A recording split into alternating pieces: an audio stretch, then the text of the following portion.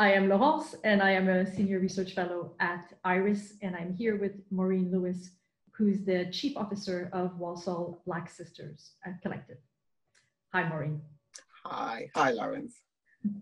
I was wondering whether you could tell me a little bit about Black Sisters and the work it's been doing in the community. Okay. Walsall Black Sisters is a registered charity that's been going over 30 years. It was started back in 1986 by a group of young Black women who were born in Walsall. They grew up, they went to university. They felt that there was nothing in Walsall for the Black community. So based on the model of Southall Black Sisters, they decided to start an organisation to basically address the needs in the community at that time. Because I think in the 80s there was a lot of race riots and there's a lot of issues in regards to racism, discrimination, etc. So, and I think as well, because there was a lot of underachievement within the Black community, particularly Black boys, they decided to start an organisation to address the needs at that time. So some of the early projects that they did start was around supplementary education, helping to build self-esteem. So they provided lessons in Black history to make the young Black children realise that they also contributed to society, to the world, and they've done some positive things. It wasn't just about slavery. It's about all the contributions that we made to society, because there's Black inventors, there's people who done a lot of things, and a lot of Black people don't really know their history. So it was important for that to happen. But as well as the Black history element, they also did education around maths and English, because that was important anyway for them to do that. So I think that's one of the first projects that the organisation started. And one of the other projects they started as well, because there's a lot of single Black women. So they started a women's support group to help women basically to remove the barrier of childcare. So through the support group, the women would look after each other's children while they perhaps go to work or go to take on, education. So that group helped to develop a lot of the women who then became part of the organisation, became part of the management committee. But yeah, we've evolved over the years and we've done quite a few things. But as I say, we've been around just over 30 years.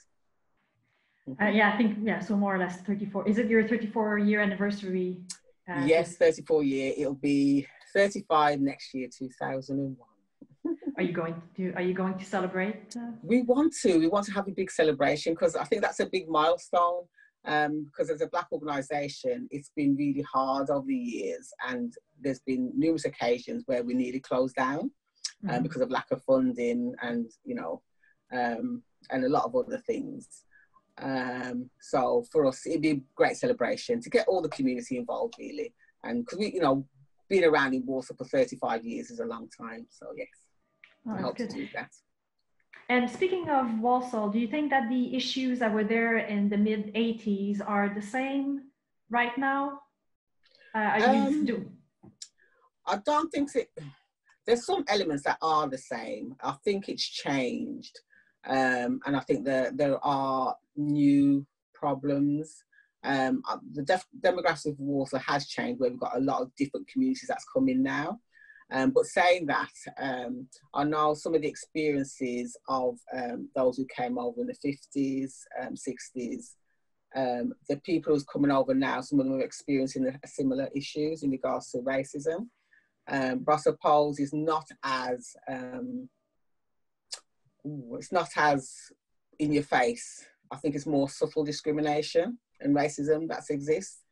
So I remember my parents telling me about their experience when they came over in the early 50s around the Windrush generation, and there were blatant signs that said no Blacks, no dogs, no Irish. But you don't see signs like that anymore. But you do know that sometimes people do discriminate because of your colour, and they might not let you into certain housing, etc. So I think it's still there, but it's more subtle. It's more subtle rather than blatant than it was back in the late 50s, early 60s. Which makes it more difficult to identify. Yes, definitely. It does make it very difficult to identify. It is. But it's not nice, because sometimes you can't, as you say, you can't identify it and you can't prove it, but you know when people discriminate against you. Yeah, absolutely. This now movement, this new momentum with the Black Lives Matter, I think it's bringing that to the forefront, because we know that racism has existed for a very long time, and we know there's institutional racism. People within the Black community don't get access to good jobs. They might have the same qualifications, they've got to work twice as hard. And so for me, that the momentum that's been built up now is good, because it's bringing it to the forefront, because a lot of people have just ignored it, or just put it under the carpet. And I know for me, even as a Black person, I'd suppress a lot of my feelings and think, well, okay, here we go again. So I don't address it. I mean, I had an incident the other day. I was driving to my mum's last Sunday. Drove to my mum's last Sunday, and I had to go through Rycroft, which is seen in Walsall as a racist area. And I was driving through, and there was a young man at the bus stop. And he sort of came out of the bus stop, looked at my car as I was approaching, and he must have I feel he saw me as a Black person, and then threw something at my car. And it really startled me and it frightened me. So, I mean, I carried on driving, so I thought, I'm not stopping, because I was on my own at the time. So I managed to stop part way up the road where he couldn't see me. So I parked up, came out my car, and I thought, I need to film him or take a picture or something. So I tried to I think I was quite shaken and quite nervous, and so I sort of walked slightly back, and I was sort of trying to zoom in to take pictures and take a video of him. I mean, I took something, but I think because I was that shaken, I was like angry with myself, thinking, what am I doing? I felt like I didn't know what I was doing. But I was watching him, and I noticed other cars coming by, and I saw him again come out of the bus stop, looked at the car, and he didn't do anything. Then he went back in. But when the cars came past me, I noticed it was white drivers. So I think he was targeting Black drivers in the car. But I did try to ring the police, but it just took forever to get through. So in the end, I just couldn't be bothered. And then I rang, I think I texted a police officer that I do know. And he did say there's issues with the 101 service. So I said, well, it's best to email and then explain what happened. But in the end, I just couldn't be bothered. I just didn't do anything. So I thought, well, here we go again. And I think a lot of Black people do that. They think, they experience this sort of behaviour and discrimination or racism. But they're just thinking it's just, another one to add to the list, really. But that, I'd say, it was quite frightening for me. It did shake me. But yeah, it's one of those things. So it's not nice. It's not nice at all. No, it's not. And also feeling that the support is theoretically there, but at the same time, trying to get it might be also quite difficult to get through. Definitely. Well, as I say, I'm loving the fact that the Black Lives Matter movement is building up momentum, and it's making organisations, institutions look at the way they treat Black people. So and look at who is in the position of power.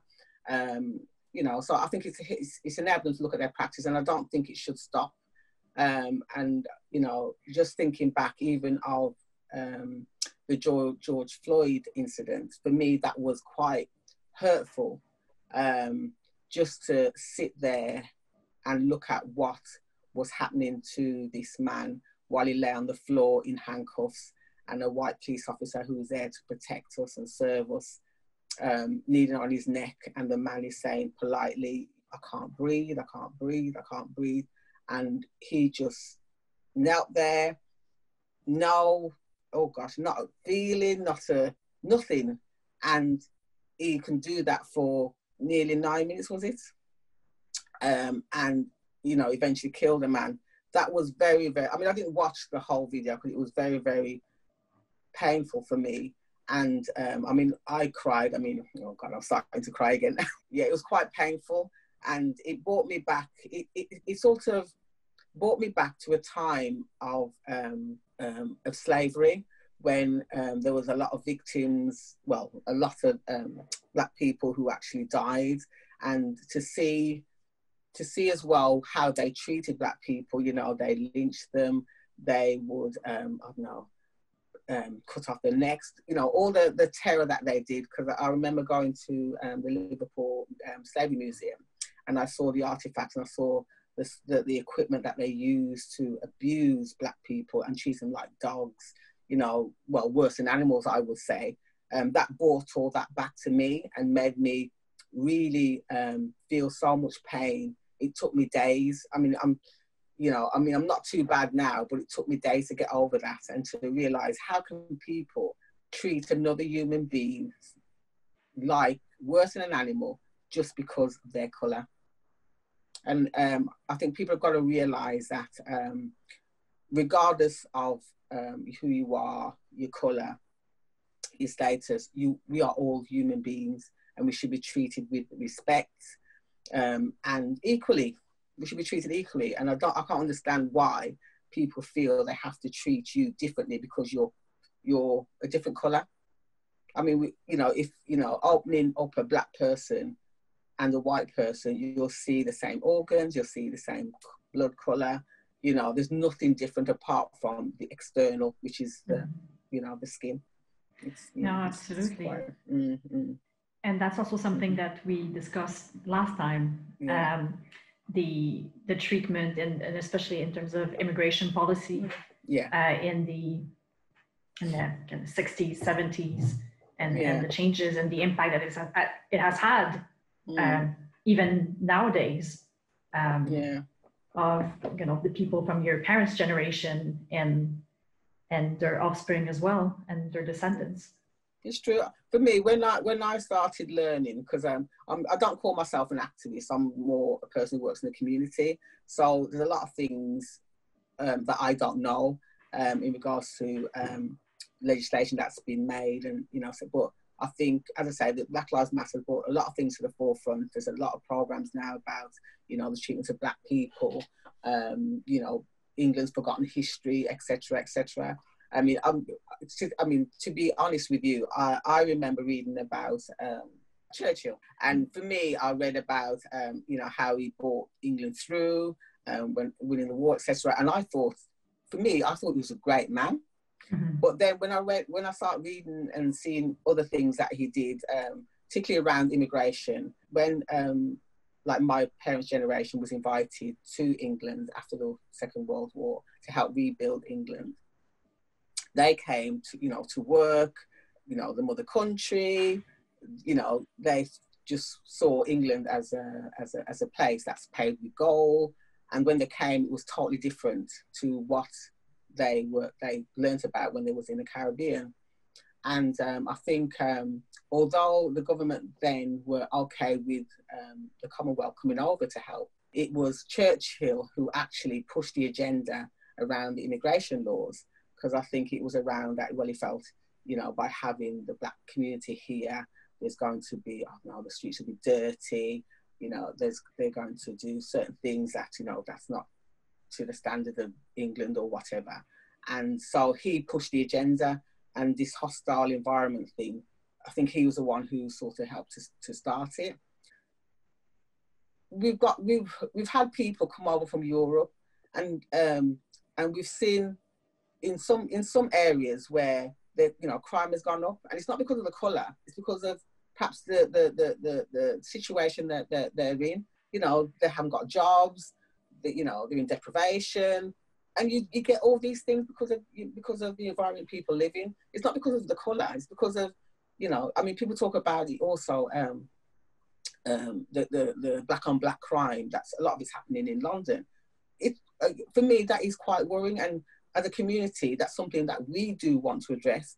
But you've got to understand as well, although Black boys are doing this, it's not just Black boys that's doing it, because if you look at a lot of the services that were for young people, they don't exist anymore. Young people find it hard to get jobs.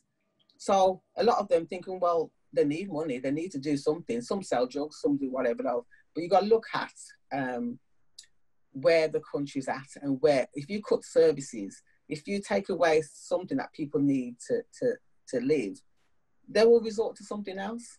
Because I know, because I've, as an organisation, what we've done in the past, we've put on youth work experience, and a lot of the young people who came through Black Sisters, it was like their first employment opportunity that they've had, and a lot of them have told me they do want to work, but there hasn't been an opportunity for them to do that, and I think this label that they put on people is wrong. Speaking of environment, do you think the current environment with the pandemic, with Black Lives Matter, how do you feel it's going to change the work that Black Sisters is doing in the community in Walsall?